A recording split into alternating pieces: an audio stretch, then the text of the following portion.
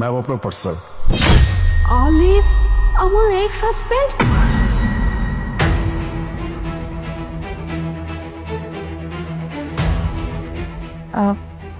আমি হচ্ছে আপনাকে অনলাইন পেমেন্ট করে দিচ্ছি।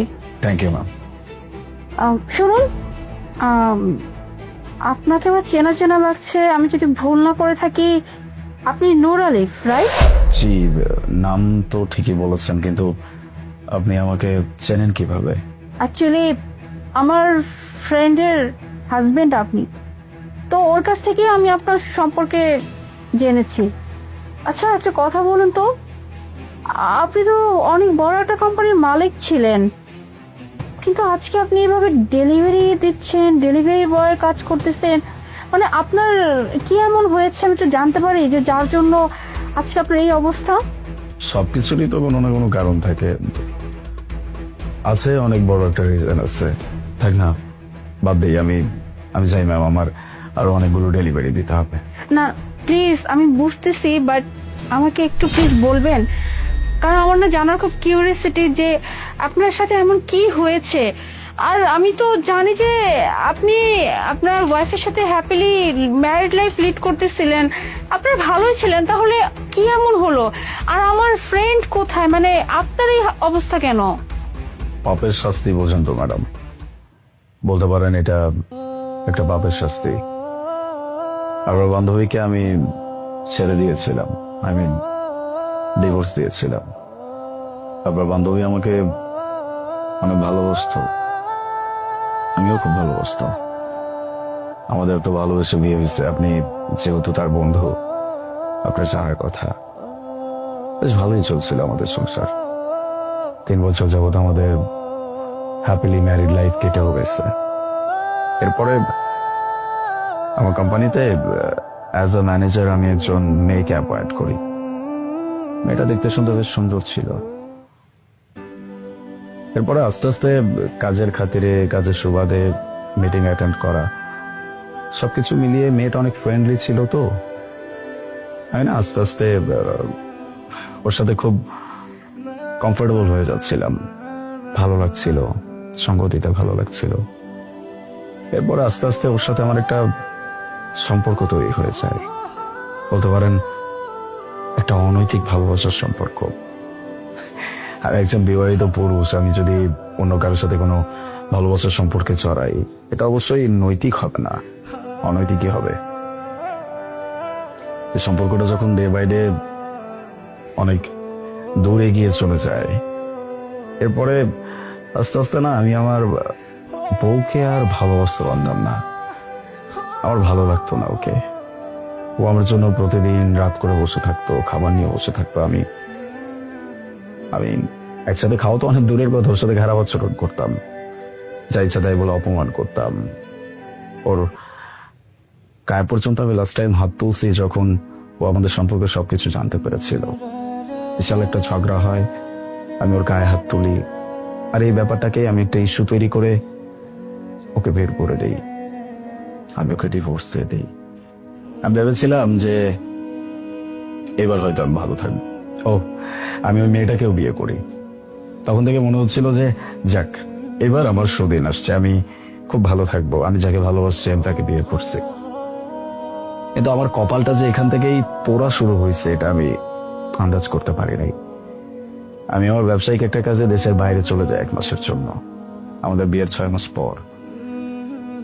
1 মাস পরে যখন আমি দেশে ফেরত আসি, তখন আমি জানতে পারি যে আমার স্থাবর বিজনেস বলেন, জায়গা জমি বলেন, গাড়ি, টাকা পয়সা, সবকিছুর কোনোটাই আর আমার নিজের নামে নাই।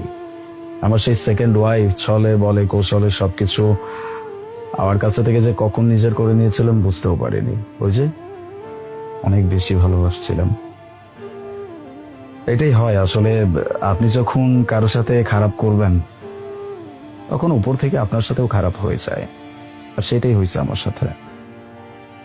আমি শুধু দোয়া করি মানুষটা যেন যেখানে থাকে ভালো থাকে। That's it. আমি ওর সাথে অনেক অন্যায় করছি, বিশাল অন্যায় করছি। কি বলছেন আপনি? আপনার আপনার সাথে এত কিছু ঘটে গেছে, আপনি আপনি আজকে ডেলিভারি বয়ের কাজ করতেছেন। আপনি আপনি আপনার এক্স ওয়াইফের কাছে কেন যান নাই? ওর কাছে গেলে তো ও হয়তো আপনাকে ক্ষমা করে দিত, কারণ ও তো আপনাকে অনেক ভালোবাসে। কোন মুখে যেতাম ম্যাডাম?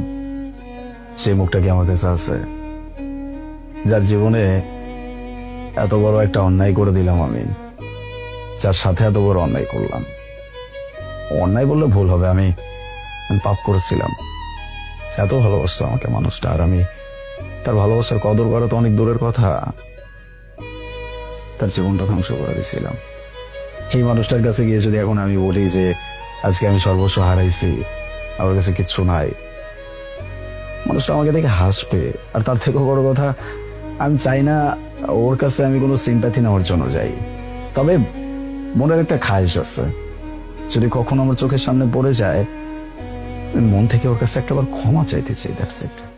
ক্ষমা তো তোমার সামনেই তো দাঁড়িয়ে আছে, ক্ষমা চেয়ে নাও।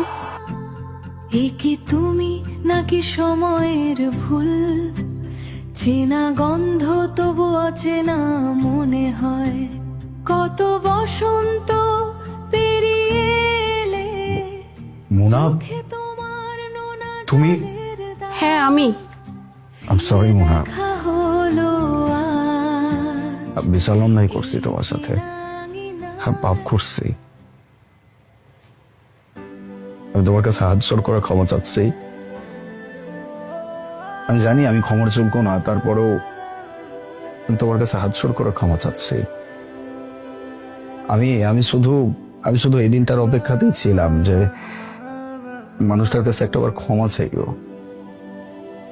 আমি আমি এখন বুঝতে পারছি যে আমি কি করেছি। আমি সরি। আলিফ, এই তোমার কি অবস্থা? হ্যাঁ মানে তুমি কি ছেলে, আর তুমি এখন কি হয়ে গেছো? আর তুমি আমার কাছে ক্ষমা চাইতেছো? আলিফ, তুমি আমাকে ছেড়ে যাওয়ার পরে আমি একটা মুহূর্ত ভালো ছিলাম না, আর তুমি আজকে আমার সামনে যখন পড়ছো তখন তুমি আমার কাছে ক্ষমা চাইতেছো। আমি আমি তোমাকে ক্ষমা করব, তবে তবে আমার একটা শর্ত তোমাকে মানতে হবে। শর্ত? কি শর্ত? শর্তটা হচ্ছে তোমাকে আবার আমাকে বিয়ে করতে হবে আলিফ। না, তুমি কি বলছো এইসব?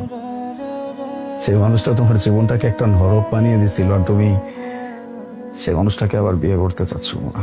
হ্যাঁ আলিফ, আমি তোমাকে বিয়ে করতে চাই। আমি তোমাকে হারাতে চাই না। আমি তো তোমাকে ভালোবাসি, আগেও বাসতাম, এখনো বাসি, আর আগামীতেও বাসবো। হ্যাঁ, তুমি আমার সাথে অনেক বড় একটা অন্যায় করছো, কিন্তু বিশ্বাস করো আজকে যখন আমি নিজের চোখে তোমাকে দেখলাম, সবকিছু শুনলাম, আমার মনে আর তোমার প্রতি কোনো কষ্ট নাই। আর আমি দ্বিতীয়বারের জন্য তোমাকে হারাতেও চাই না। এর জন্যই চাই যে তুমি আবার আমাকে বিয়ে করো। আমি আমি তোমার সাথে থাকতে চাই। আমিও তোমাকে আর কখনো হারাইতে চাই না। চোখে তোমার নোনা জলের দাগ, ফিরে দেখা হলো